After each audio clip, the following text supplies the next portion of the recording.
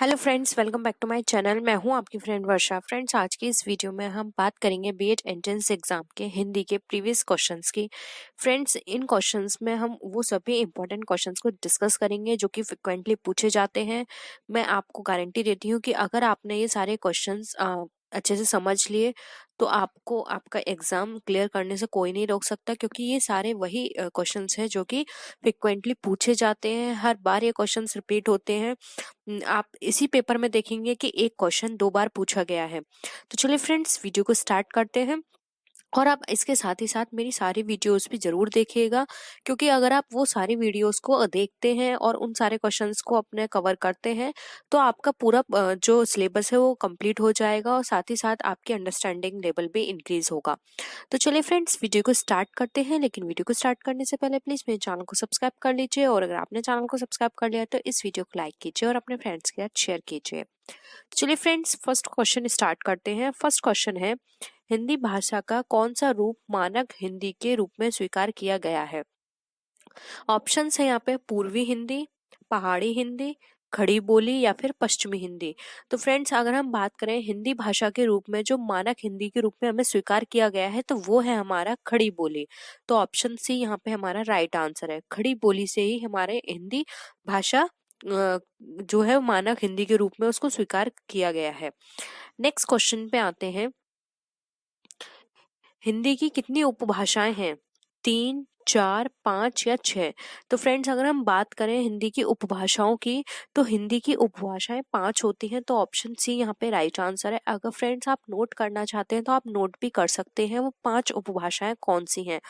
तो फ्रेंड्स, 5 उपभाषाओं में पहली है राजस्थानी हिंदी, दूसरी है पश्चिमी हिंदी, तीसरी है पूर्वी हिंदी, चौथी है बिहारी हिंदी और पांचवी है पहाड़ी हिंदी। तो ये ये हिंदी की 5 उपभाषाएं हैं। मैं अगेन रिपीट कर रही हूँ। फर्स्ट है राजस्थानी हिंदी, सेकंड है पश्चिमी हिंदी, थर्ड है पूर्वी हिंदी, फोर्थ है बिहारी हिंदी और फिफ्थ है पहाड़ी हिंदी। तो ये 5 उपभाषाएं हैं हिंदी की। तो आई होप ये क्वेश्चन क्लियर होगा। ऑप्शन सी यहाँ पे राइट आंसर है। नेक्स्ट क्वेश्चन पे आते हैं। संविधान के अनुच्छेद 344 ए के अनुपालन में भारत के राष्ट्रपति ने राजभाषा आयोग का गठन कब किया था? तो फ्रेंड्स, यहाँ पे आपको बताना है राजभाषा आयोग का गठन किया गया था, तो वो आपको यहाँ पे सन बताना है। 1960 में, 1955 में, 1965 में या फिर 1970 में। तो फ्रेंड्स, अगर हम बात करें राजभाषा आयोग की कि वो कब गठन किया गया था तो इसका जो राइट आंसर है वो है ऑप्शन नंबर बी, 1955 में भारत के राष्ट्रपति ने राजभाषा आयोग का गठन किया था। और इसका जो अनुच्छेद है वो है 344 ए। तो फ्रेंड्स, आप अनुच्छेद भी याद रखिए, क्योंकि एग्जाम में अनुच्छेद भी बहुत पूछा जाता है। हो सकता है कि आपको ऐसा पूछ लिया जाए क्वेश्चन कि भारत के राष्ट्रपति ने राजभाषा आयोग का गठन किया था तो वो किस अनुच्छेद के अंदर किया था। तो वहां पे आपसे अनुच्छेद भी पूछा जा सकता है, तो आपको ये भी याद रखना है। नेक्स्ट क्वेश्चन में आते हैं। हिंदी शब्द किसका दिया हुआ है? आर्यों का, ईरानियों का, यूनानियों का या फिर तुर्कों का? तो फ्रेंड्स, यहाँ पे बात की गई है कि जो हिंदी शब्द है वो कहाँ से आया है, किसने दिया है। तो यहाँ पे जो राइट आंसर है वो है ऑप्शन नंबर बी, ईरानियों का। हिंदी शब्द ईरानियों ने दिया है। नेक्स्ट क्वेश्चन पे आते हैं। पंजाबी भाषा की लिपि क्या है? देवनागरी, गुरुमुखी, अपभ्रंश या फिर संस्कृत? तो फ्रेंड्स, बात करें पंजाबी भाषा की लिपि की तो वो है गुरुमुखी। गुरुमुखी लिपि से पंजाबी भाषा आई है। और वहीं अगर हम देवनागरी की बात करें तो देवनागरी हमारी आई है। देवनागरी से हमारी हिंदी भाषा निकल कर आई है। तो यहाँ पे पंजाबी भाषा पूछा है तो इसका राइट आंसर होगा बी, गुरुमुखी। फ्रेंड्स, इस तरह के क्वेश्चंस आपसे बहुत पूछे जाते हैं। देखिए फ्रेंड्स, अब ये 6 नंबर का क्वेश्चन आ गया। यहाँ पे आपसे अनुच्छेद पूछा गया है, तो आपको अनुच्छेद, फ्रेंड्स ये वाला जो क्वेश्चन है ना, ये 100% आता है, हर बार रिपीट होता है ये वाला क्वेश्चन। तो आपको ये क्वेश्चन अच्छे से रट लेना है, क्योंकि ये एज इट इज क्वेश्चन हर बार उठा के दे दिया जाता है। हिंदी किस अनुच्छेद के तहत राष्ट्रभाषा कहलाई? हमें बताना है कि हिंदी किसके अंतर्गत राष्ट्रभाषा कहलाई है। तो फ्रेंड्स, यहाँ पे अगर मैं करेक्शन करूँ थोड़ा, तो फ्रेंड्स हिंदी हमारी राष्ट्रभाषा नहीं है, राजभाषा है। लेकिन यहाँ पे राष्ट्रभाषा गिवन है, लेकिन फिर भी आप वहाँ पे यही ऑप्शन नंबर ए को टिक कीजिएगा, 343। तो यहाँ पे जो राइट आंसर है वो है 343 के अंदर हिंदी को राजभाषा माना गया है, लेकिन यहाँ पे ये गलती से राष्ट्रभाषा दे दिया गया है, तो आप बिल्कुल भी कंफ्यूज मत होइएगा, आप 343 पर ही टिक कीजिएगा। तो राइट आंसर है 343। नेक्स्ट क्वेश्चन पे आते हैं, हिंदी भाषा को राजभाषा कब घोषित किया गया। अब यहाँ पे बताना है कि आपने पहले ऊपर अनुच्छेद की बात की, अब यहाँ पे पूछा गया है वो डेट एंड सन कौन सा था। तो फ्रेंड्स डेट है 14 सितंबर 1949, 26 जनवरी 1950, 15 अगस्त 1947 या फिर 11 सितंबर 1955। तो फ्रेंड्स यहाँ पे हमें बताना है कि राजभाषा कब घोषित की गई थी। तो फ्रेंड्स वो जो टाइम पीरियड था वो था 14 सितंबर 1949। तो ऑप्शन ए यहाँ पे आपका राइट आंसर है। आई होप आपको सारे क्वेश्चंस फ्रेंड्स क्लियर हो रहे होंगे। आपके ये क्वेश्चंस जो मैं अभी करा रही हूँ ये बहुत ही इंपॉर्टेंट है। आप प्लीज इस वीडियो को लास्ट तक देखिएगा और ये सारे क्वेश्चंस जो भी मैं यहाँ पे डिस्कस कर रही हूँ आपको वो अच्छे से याद करने हैं, क्योंकि ये क्वेश्चंस आपके डेफिनेटली आपके एग्जाम में जरूर फंसेंगे। नेक्स्ट है, संस्कृत भाषा के पहले कौन सी भाषा थी।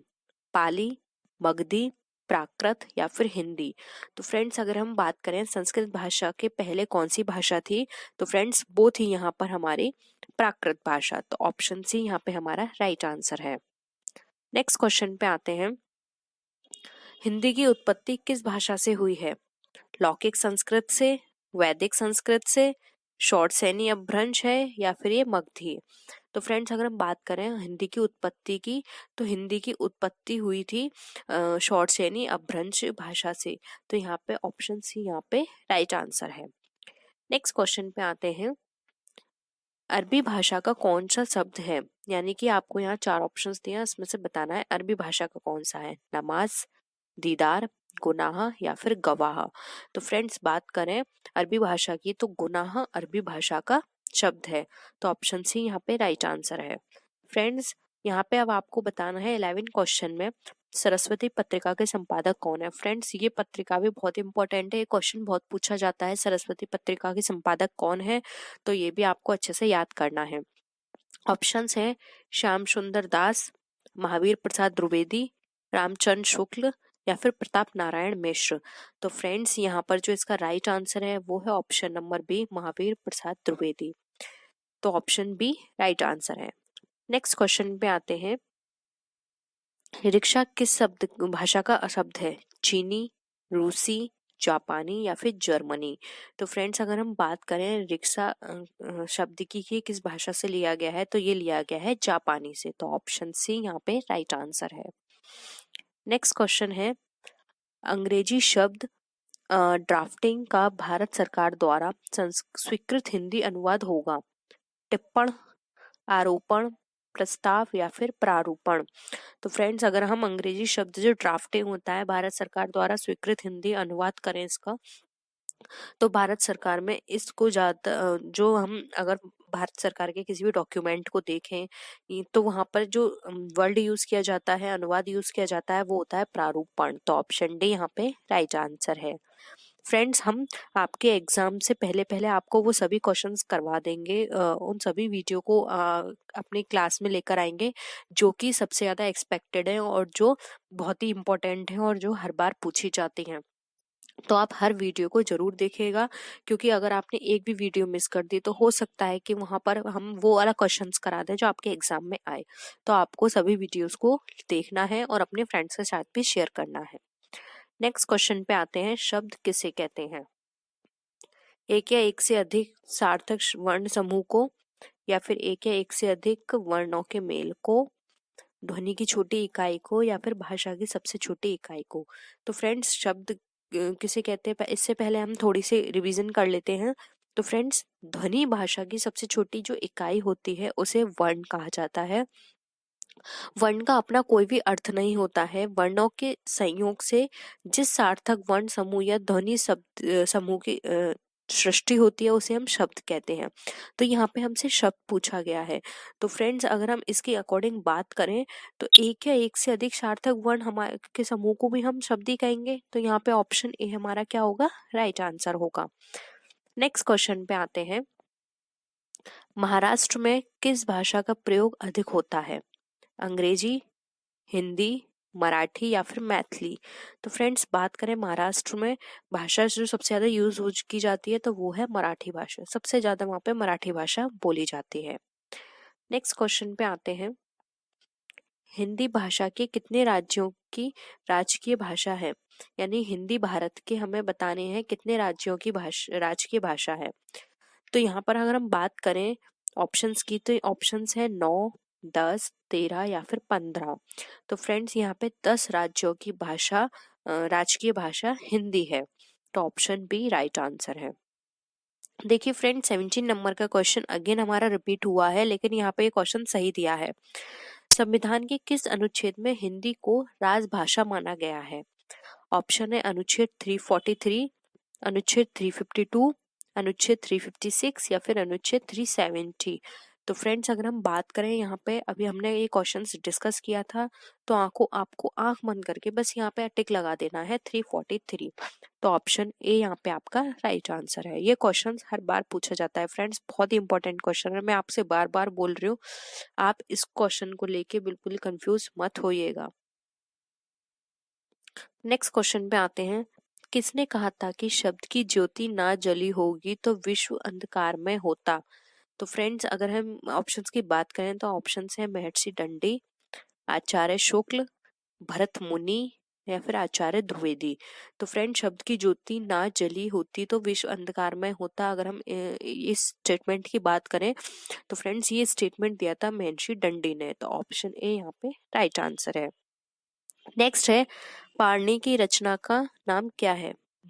वेदांग ज्योतिष, अष्टाध्यायी, अर्थशास्त्र या फिर नाट्यशास्त्र। तो फ्रेंड्स अगर हम बात करें पाणिनि की, तो पाणिनि की जो रचना है वो थी अष्टाध्यायी। और फ्रेंड्स अर्थशास्त्र में पता ही है कि अर्थशास्त्र किसने लिखी थी, वो लिखी थी कौटिल्य ने।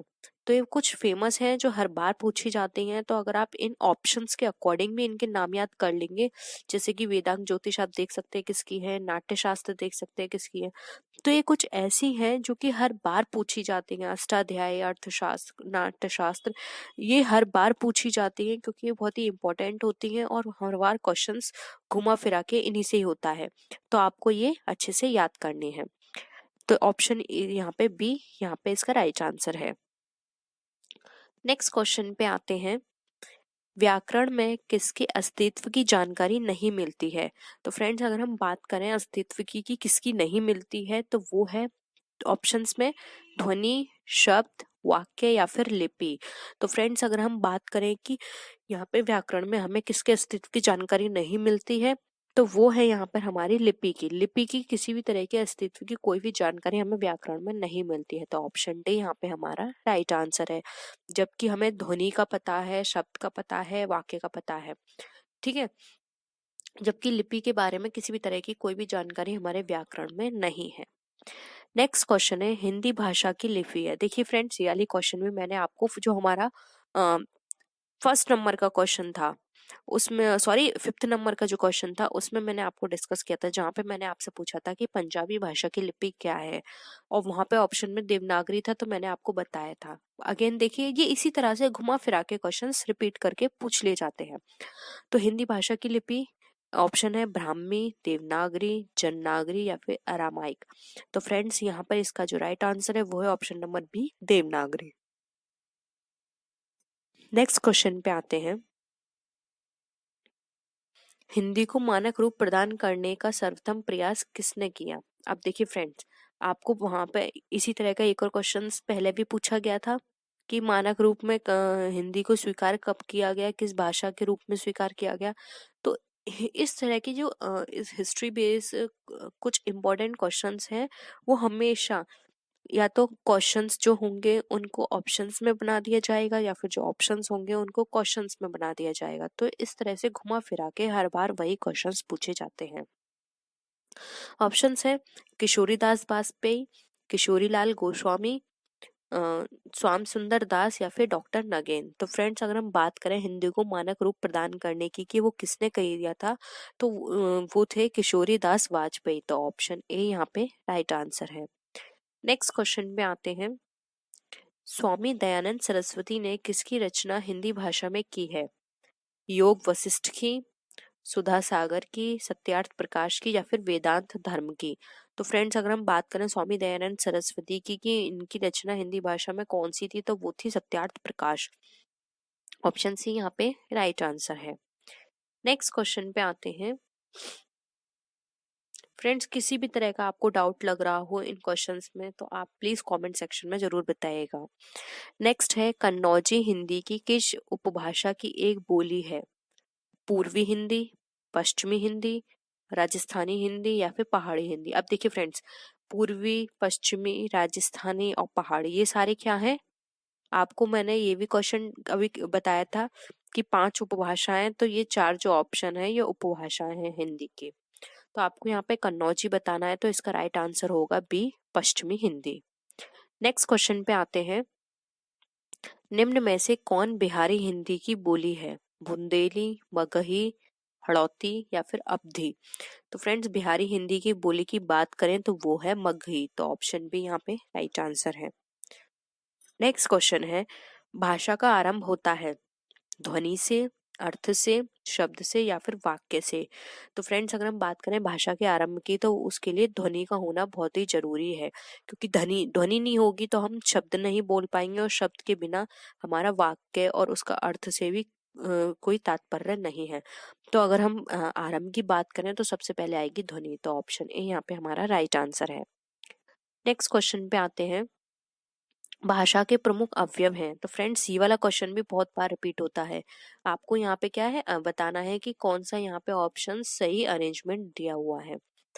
वर्ण, शब्द, पद या वाक्य, वर्ण, शब्द, अनुच्छेद या वाक्य, शब्द, वाक्य, वर्ण या विचार, या फिर वर्ण, शब्द, वाक्य या भाषण। तो फ्रेंड्स सबसे पहले देखिए क्या आता है। अगर हम भाषा की बात करें तो वर्ण आता है। तो देखिए वर्ण हमारा 3 में है, सी में नहीं है, तो ऑप्शन सी कट गया। वर्ण के बाद क्या आता है? शब्द। तो देखिए 3 ऑप्शन में सेकंड नंबर पे शब्द है, यानी कि वो भी ठीक है। फिर आता है देखिए फ्रेंड्स फोर्थ ऑप्शन में क्या दे रखा है? वाक्य। थर्ड ऑप्शन पे तो गलत है, तो डायरेक्ट वाक्य नहीं आ सकता और अनुच्छेद भी नहीं आ सकता। इसके बाद क्या आएगा? पद। पद के बाद आएगा वाक्य। तो ऑप्शन ए यहाँ पे हमारा राइट आंसर है। तो आप इसको ऐसे याद रखिए, वर्ण, शब्द, पद और वाक्य, ये यहाँ पे इसका राइट आंसर है। तो ऑप्शन ए यहाँ पे करेक्ट है। आप ये जो सीक्वेंस है इसको अच्छे से याद रखिए। नेक्स्ट क्वेश्चन पे आते हैं। भाषा का निर्माण होता है अमूर्त ध्वनियों से, मूक संकेतों से, व्यक्त ध्वनियों से या फिर आंखों से। तो फ्रेंड्स अगर हम बात करें भाषा के निर्माण होने की, तो वो होता है व्यक्त ध्वनियों से। तो ऑप्शन सी यहाँ पे राइट आंसर है। अमूर्त ध्वनि से नहीं कर सकते, सिर्फ मूक संकेतों से हम भाषा का निर्माण नहीं कर सकते और ना ही आंखों से कर सकते हैं। उसके लिए हमें व्यक्त ध्वनि, जो हमारे हाव भाव को व्यक्त करें, उनका होना बहुत इंपॉर्टेंट है। तो ऑप्शन सी यहाँ पे राइट आंसर है। नेक्स्ट है, भाषा की सार्थक लघुत्तम इकाई है ध्वनि, शब्द, वाक्य या फिर संयुक्त वाक्य। तो फ्रेंड्स यहाँ पे जो इसका राइट आंसर है वो है ऑप्शन नंबर ए, वो है ध्वनि। तो आई होप आपको क्वेश्चंस क्लियर हो रहे होंगे। नेक्स्ट क्वेश्चन पे आते हैं। अशोक के शिलालेख ब्राह्मी लिपि तथा किस भाषा में उत्कीर्ण है? संस्कृत, पाली, प्राकृत या फिर हिंदी। तो फ्रेंड्स यहाँ पर अगर हम बात करें, जो अशोक के शिलालेख हैं जो ब्राह्मी लिपि में है, वो किस भाषा में लिखे हुए हैं? तो वो लिखे हुए हैं प्राकृत भाषा में। ये वाला क्वेश्चन भी फ्रेंड बहुत बार पूछा जाता है, इस बार थोड़ा घुमा दिया है, नहीं तो ये लिखा जाता है कि जो अशोक के शिलालेख हैं वो किस भाषा में उत्कीर्ण या फिर लिखे हुए हैं, तो डायरेक्ट आप लिख दोगे प्राकृत भाषा में। तो फ्रेंड्स यहाँ पे आप कंफ्यूज मत होइएगा, ऑप्शन यहाँ पे सी आपका राइट आंसर है, प्राकृत। नेक्स्ट क्वेश्चन पे आते हैं। अमीर खुसरो ने हिंदी के लिए क्या प्रयुक्त किया? हिंदवी, हिंदुस्तानी, उर्दू या फिर भाषा। तो फ्रेंड्स अगर हम बात करें अमीर खुसरो की, उन्होंने हिंदी के लिए क्या यूज किया, तो उन्होंने हिंदी के लिए जो यूज किया था शब्द वो था हिंदवी। तो ऑप्शन ए यहाँ पे राइट आंसर है। नेक्स्ट क्वेश्चन है, पूर्वी हिंदी का संबंध माना गया है मगधी अपभ्रंश से, अर्धमागधी अपभ्रंश से, सौरसेनी अपभ्रंश से या फिर उपरोक्त में से कोई नहीं। तो फ्रेंड्स जो पूर्वी हिंदी का संबंध माना गया है, तो वो माना गया है अर्धमागधी अपभ्रंश से। तो ऑप्शन बी यहाँ पे राइट आंसर है। नेक्स्ट क्वेश्चन पे आते हैं। हिंदी की कितनी बोलियां हैं? 20, 18, 15 या फिर 17। तो फ्रेंड्स अगर हम बात करें हिंदी की बोलियों की, तो फ्रेंड्स हिंदी की जो बोलियां हैं वो हैं 18, जिसमें से मैं आपको कुछ एग्जाम्पल्स बता देती हूँ, जैसे कि राजस्थानी, मारवाड़ी, सिंधी, ब्रजभाषा, खड़ी बोली, हरियाणवी, कौरबी, बुंदेली, कन्नौजी, छत्तीसगढ़ी, भोजपुरी, मगही, मैथिली, गढ़वाली, कुमाऊनी, अवधी। मोस्टली मैंने आपको यहाँ पे बता दी हैं, तो ये टोटल 18 हैं। आपको इस तरह से भी पूछा जा सकता है, तो आप कुछ मेन मेन याद कर लीजिएगा, या फिर मैंने जो अभी आपको बोला है तो आप दोबारा से वीडियो को रिवर्स करके उन सारी बोलियों को लिख लीजिए, क्योंकि हो सकता है ऑप्शंस में कभी ये भी बोल दिया जाए, 4 आपको ऑप्शंस दे दिए जाए, उसमें से 3 बोली हो और जो नेक्स्ट है ऑप्शन है वो बोली ना हो, और ये बोल दिया जाए कि इसमें से कौन सी बोली नहीं है। तो इस तरह से भी बोला जा सकता है। मैं अगेन आपको रिपीट कर देती हूँ। 18 राजस्थानी, मारवाड़ी, सिंधी, ब्रजभाषा, खड़ी बोली, हरियाणवी, कौरबी, बुंदेली, कन्नौजी, अवधी, बघेली, छत्तीसगढ़ी, भोजपुरी, मगही, मैथिली, गढ़वाली और कुमाऊनी। तो आई होप अब आपको सारी चीजें क्लियर होंगी। नेक्स्ट क्वेश्चन पे आते हैं। राजकीय कार्यों में प्रयुक्त होने वाली भाषा कहलाती है राजभाषा, राष्ट्रभाषा, मानक भाषा या फिर लोक भाषा। तो फ्रेंड्स अगर राजकीय कार्यों में कोई भी भाषा हम प्रयुक्त करते हैं तो वो हमारे राजभाषा कहलाते हैं। तो ऑप्शन ए राइट आंसर है। नेक्स्ट क्वेश्चन पे आते हैं फ्रेंड्स। ये आज की वीडियो का हमारा लास्ट क्वेश्चन होगा, और जो हमारे नेक्स्ट अभी और भी क्वेश्चंस हैं जो कि बहुत ही इंपॉर्टेंट है, उसको हम अपनी नेक्स्ट वीडियो में डिस्कस करेंगे। तो प्लीज उस वीडियो को भी जरूर देखिएगा। भारत में भाषाओं का साहित्यिक विकास क्रम माना जाता है संस्कृत, पाली, प्राकृत, अपभ्रंश, या फिर संस्कृत, प्राकृत, पाली, अपभ्रंश, या फिर संस्कृत, अपभ्रंश, पाली, प्राकृत, या फिर पाली, संस्कृत, प्राकृत और अपभ्रंश। तो फ्रेंड्स अगर हम बात करें साहित्य विकास क्रम की, तो सबसे पहले संस्कृत आई, उससे पाली, पाली से फिर प्राकृत और प्राकृत से अपभ्रंश। तो ऑप्शन ए यहाँ पे हमारा राइट आंसर है। तो आई होप आपको ये क्वेश्चन भी क्लियर होगा। तो फ्रेंड्स अगर आपको वीडियो पसंद आए तो वीडियो को लाइक कीजिए, अपने फ्रेंड्स के साथ शेयर कीजिए, और हम कोशिश करेंगे कि आपके एग्जाम से पहले उन सभी इंपॉर्टेंट क्वेश्चंस को सभी सब्जेक्ट के आपसे डिस्कस कर लें। फिर भी अगर आप चाहते हैं किसी पर्टिकुलर टॉपिक पे वीडियो बने तो जरूर बताइएगा। आप मुझे मेरे सोशल मीडिया पे फॉलो कर सकते हैं, और प्लीज इस वीडियो को लाइक कीजिए। अगर आपको पसंद नहीं आई तो प्लीज वो भी आप जरूर बताइएगा कि अगर आपको ये वीडियो क्यों पसंद नहीं आई है, तो हम इम्प्रूव करने की कोशिश करेंगे। और अगर अभी तक मेरे चैनल को सब्सक्राइब नहीं किया तो प्लीज चैनल को सब्सक्राइब भी जरूर कर लीजिएगा, और इस वीडियो को अपने फ्रेंड्स के साथ शेयर भी कीजिएगा। तो फ्रेंड्स नेक्स्ट वीडियो में हम फिर मिलते हैं और भी अच्छी वीडियोस के साथ। तब तक के लिए बाय बाय।